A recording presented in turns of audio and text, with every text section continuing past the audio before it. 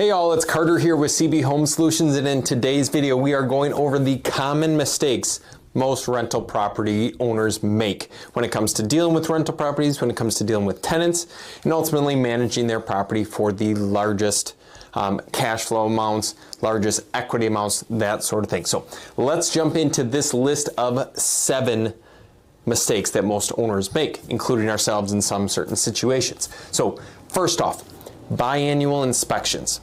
And biannual inspections, what I mean by this is actually touring the property on a semi-annual basis. So 2 times per year at a very minimum. If you can do it quarterly, that's even better.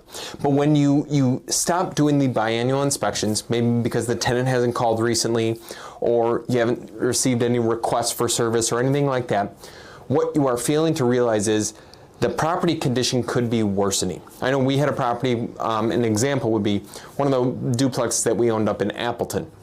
The property manager had placed the tenant about 9 months ago. When we had walked in there, it was a complete disaster. There was trash all over the place. There was food that was left on the counter. There was fruit flies all over the place. The carpets were stained from the cats that they had. It was quite disgusting.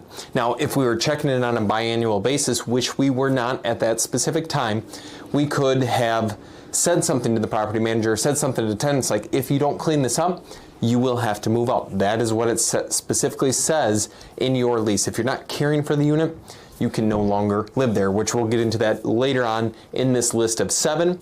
But biannual inspections are huge. You can make sure that the furnace filters are good. You can make sure that there's no leaks or issues going on within the property. And it's just a very good thing to do, especially when it comes to home maintenance. And as you can imagine, generally speaking, tenants might not care for the property as you would as a property owner. So it's just a smart thing to do. Now, number 2 is no late fees enforced when it comes to late rent payments, or even if it's not considered a late fee, if they're past due on the water bill, all these different things. Service fees, we can categorize it under.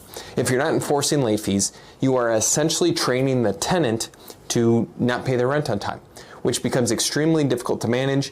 Your rent keeps going from the 1st to the 5th to the 10th to the 15th of the month or the 20th of the month, and you're still waiting on rent payments at the middle of each month, even after you've paid the mortgage, and you're wondering, okay, is the tenant gonna pay me this month? Are they unsure? What is going to happen? So that's the second biggest mistake that we've seen on our side when we're purchasing from property owners like yourself.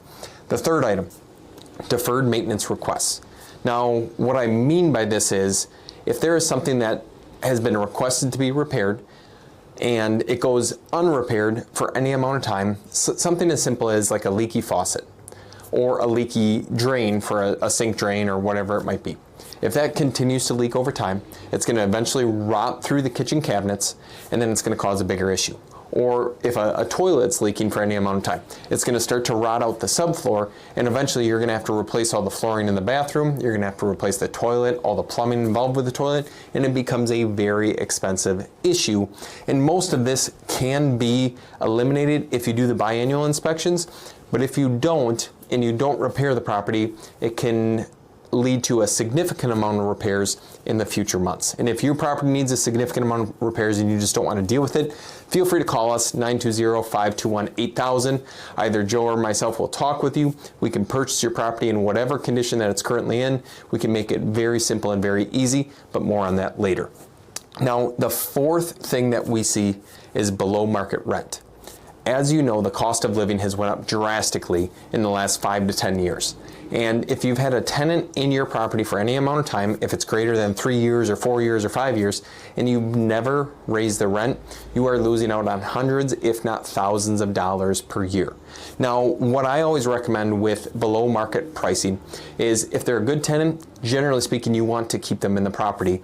And that goes for any of the properties that we purchase. If they're a good tenant, we want to keep them in there. We want to make sure that all needs are satisfied when it comes to the condition of the place, so on and so forth.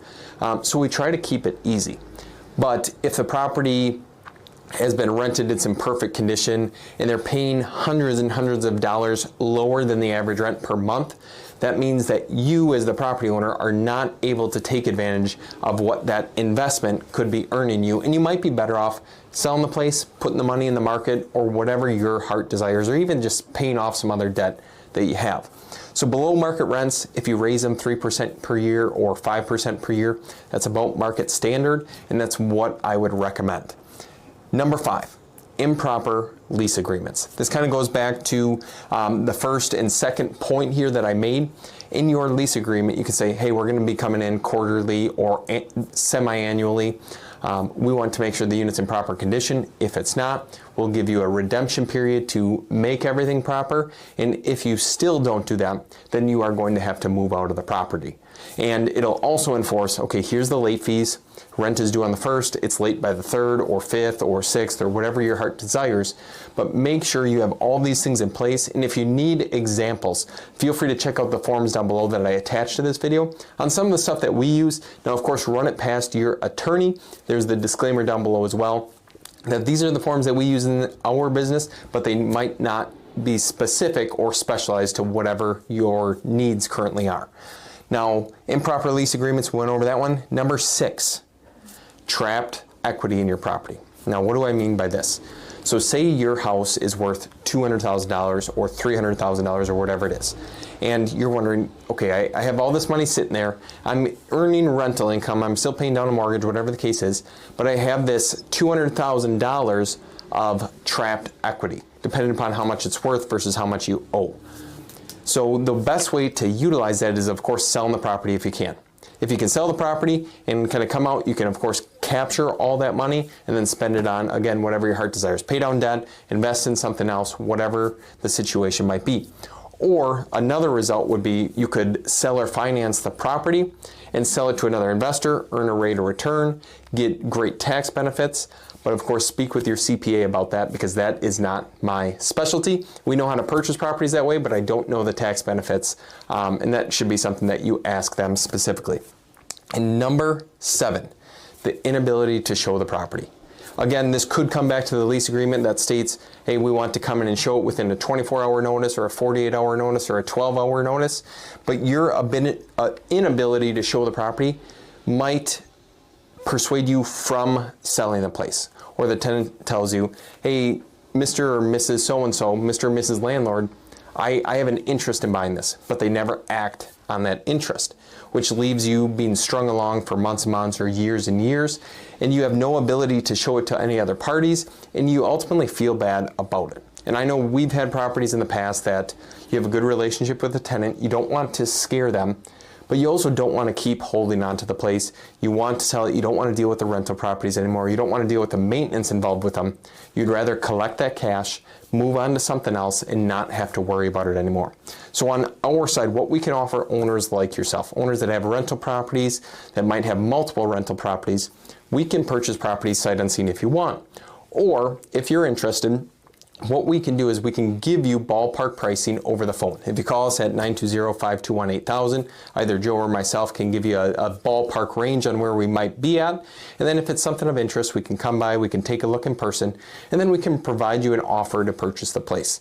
We don't have to scare the tenants. We don't have to make them upset or worried about what's going to happen in the future or the uncertainty of their tenancy in the property, because we can handle all that after the fact. We can come in as an insurance provider or an appraiser, whatever your heart desires in that regard. So if you have interest in selling a rental that you own, please feel free to reach out to us. I look forward to having a conversation with you soon. And if you need any other additional resources, check out all the links down below, and I will talk to you in the near future.